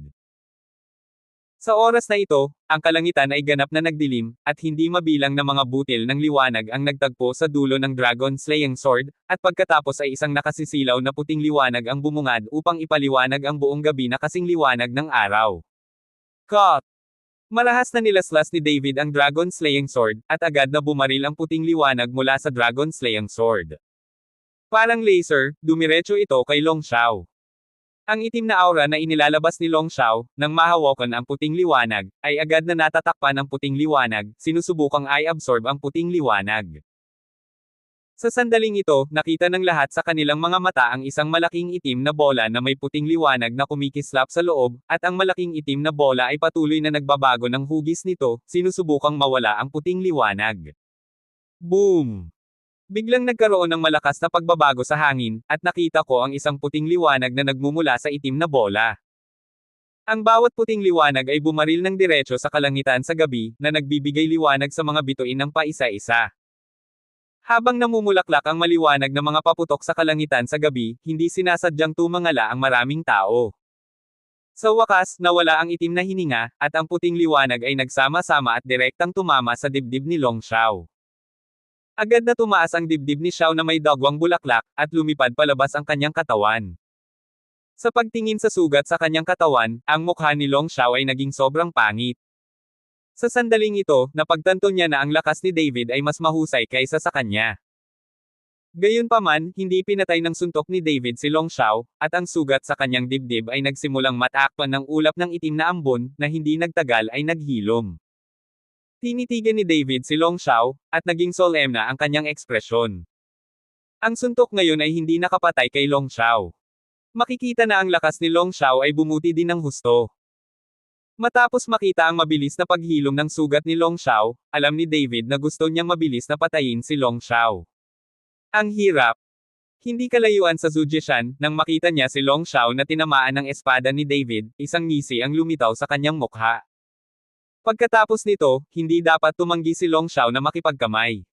Ang kapangyarihan ng dragon ng batang ito ay sinasakal lang ako. Hindi mo siya mapapatay ngayon, maaari mo lamang pagsamahin ang iyong mga kapangyarihan. Sa sandaling ito, isang matandang boses ang tumunog sa isip ni Long Xiao. Malamig na tiningnan ni Long Xiao si David. Kahit na gusto niyang patayin si David, hindi niya kayang hawakan ang kapangyarihan ni David ngayon. Master Long, kung kailangan mo ng tulong, sabihin mo, ang aking mga tao ay handang kumilos anumang oras. Sinabi ni Zhujian kay Long Xiao. Natahimik si Tol Xiao, sinabi lang niya na hindi kailangan si Zhujian, at ngayon sa harap ng lahat, humihingi siya ng tulong, nakakahiya. Nakita ni David na nag-aalangan pa si Long Xiao, magandang panahon na para patayin si Long Xiao mag-isa, kaya umungol siya, nagsimulang sumabog ang hininga sa buong katawan niya, isang gintong liwanag ang kumislap sa dulo ng espada, at pagkatapos ay nagwalas siya sa lupa, at agad na lumitaw ang isang sinag sa lupa. Bakas! Hindi nagtagal, binalot ng trail na ito sina David at Long Xiao dito. Sa paglabas ng liwanag mula sa lupa, lumitaw ang isang maliit na mundo na natatakpan ng liwanag. Dito, si David at Long Xiao lang ang nakahiwalay sa iba. Nang makita ito, ang mukha ni Long Xiao ay biglang naging napakapangit. Sana sa pinuno, gawin natin. Walang pakialam si Long Xiao sa kanyang mukha at sinigawan si Zhu Jishan. Nang makita ni Zhu Jishan ang eksenang ito, nahulaan din niya na gusto ni David na talunin silang lahat, kaya agad siyang nagutos, Chu Song, magmadali kayong tumulong. Tumango si Chu Song, pagkatapos ay tumalon kasama ang tatlo pa, pagkatapos ay nabangga ang kalasag na nabuo ng liwanag. Isa itong space formation, at nilayo ni Chu Song na sirain ang pormasayon na ito sa pamamagitan ng puwersa. Nang makita ito, alam ni David na nauubos na ang kanyang oras, ang Dragon Slaying Sword sa kanyang kamay ay muling kumislap, at pagkatapos ay sinaksak ng espada si Long Xiao. Nang makita ito, umatras si Long Xiao, ngunit dahil sa pagkakabuo ng kalawakan, hindi na makatakas si Long Xiao sa maliit na mundong ito. Ang basura. Isang matandang boses ang tumunog sa kanyang isipan, at pagkatapos ay isang itim na ambon ang tumakas mula sa katawan ni Long Xiao, at pagkatapos ay isang mabangis na kamao ang humampas sa Dragon Killing Sword ni David. Isang napakalaking puwersa ang tumama sa puso ni David ng direkta kasama ang Dragon Slaying Sword. Ang puso ni David ay tila tumama na parang mabigat na martilyo, at ang sulok ng kanyang bibig ay agad na gumuhit ng dugo. Gayunpaman, pagkatapos ng epektong ito, ang itim na ambon ay malinaw na humina ng husto. Pagkatapos ng lahat, ito ay isang espiritual na katawan. Pagkatapos gumamit ng ganoong kalaking enerhiya, ang paghinga ay nagiging mas mahina sa isang iglap. Matapos harangin ang suntok ni David, bumalik ang itim na anino sa katawan ni Long Xiao, at agad na lumakas ang kumpiyansa ni Long Xiao. Wow! Sa sandaling ito, nabasag ang space formation ni David, at pinangunahan ni Chu Song ang isang tao na tumayo sa tabi ni Long Xiao. Sa pagkakataong ito, naging mas kumpiyansa si Long Xiao at nakangiting tumingin kay David, David, kung mayroon kang huling mga salita, sabihin mo lang, walang pagkakataon saglit. Iilan lang sa inyo ang nararapat na patayin ako. Umungol si David, at isang malaking gintong dragon ang dahan-daang bumangon sa likuran niya. Isang gininto ang dragon ang lumipad sa itaas ng ulo ni David, at ang maringal at dominanteng aura na iyon ay halos napigilan ang lahat. Gawin mo!